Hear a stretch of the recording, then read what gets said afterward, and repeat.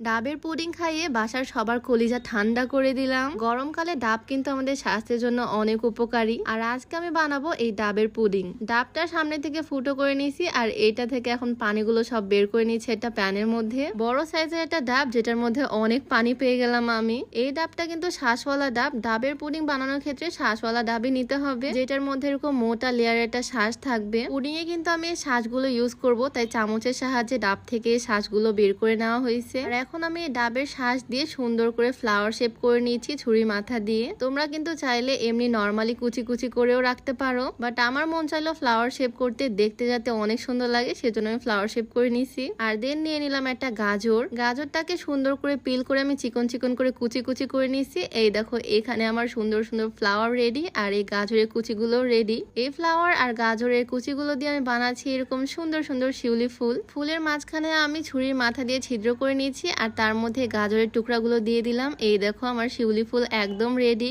সবগুলো ফুল বানানো শেষে দেখো কি পরিমাণে সুন্দর লাগতেছে দেখতে। যখন পুডিং এর মধ্যে দিব তখন আরো সুন্দর লাগবে। তো ফুলগুলো আমি এক সাইডে রেখে দিলাম আর চুলার উপরে বসিয়ে দিলাম ডাবের পানি। ডাবের পানিটাকে আমি সামান্য ছেঁকে নিয়েছি আর তার মধ্যে আমি দিয়েছি সামান্য পরিমাণে চিনি। ডাবের পানি বেশি মিষ্টি হলে চিনি ইউজ করারও দরকার নাই, ইচ্ছা মতো চিনিটা চাইলে ইউজ করতে পারো মিষ্টির পরিমাণ অনুযায়ী। ভালোভাবে একবার বলক চলে আসলো আর তারপর আমি দিয়েছি আগার আগার পাউডার, যেটা জেলি মেক করতে সাহায্য করবে। এটা যে কোনো সুপার শপেই তোমরা পেয়ে যাবে ইজিলি। এই আগার আগার পাউডারটা আমি ডাবের পানির মধ্যে দিয়ে দিলাম সামান্য পরিমাণে, আর তারপর এটাকে আমি পানির সাথে ভালোভাবে মিক্স করে নিব। জেলিগুলো কিন্তু এরকম দলা পেকে থাকবে, আমি চামচের সাহায্যে ভালোভাবে মিক্স করে নিচ্ছি। আর পুরো প্রসেসটাই কিন্তু করতে হবে একদমই লো হিটে। ভালোভাবে মিক্স করে আমি চুলাটা অফ করে দিলাম আর এইটা এখন ঢেলে দিচ্ছি একটা বাটির মধ্যে। যে বাটির মধ্যে বা পাত্রের মধ্যে পুডিং বানাবা সেটার মধ্যে ঢেলে দিতে হবে। আর এটার মধ্যে এখন দিয়েছি আমি বানিয়ে রাখা শিউলি ফুলগুলো। ইচ্ছা মতো সাজিয়ে বাটির মধ্যে আমি ফুলগুলো অ্যাড করে দিলাম। আমার কাজ ডান,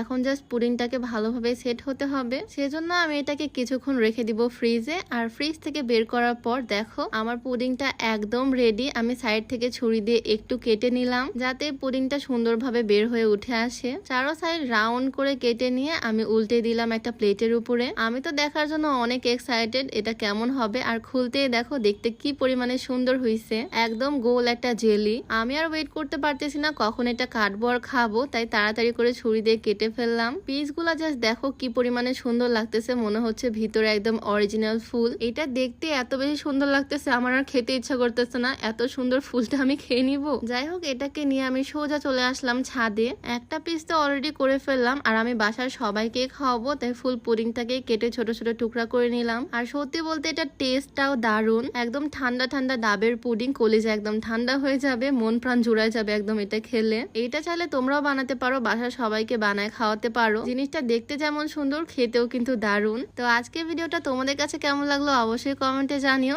সবাই ভালো থাকো, দেখা হচ্ছে নেক্সট ভিডিওতে। আল্লাহ হাফিজ।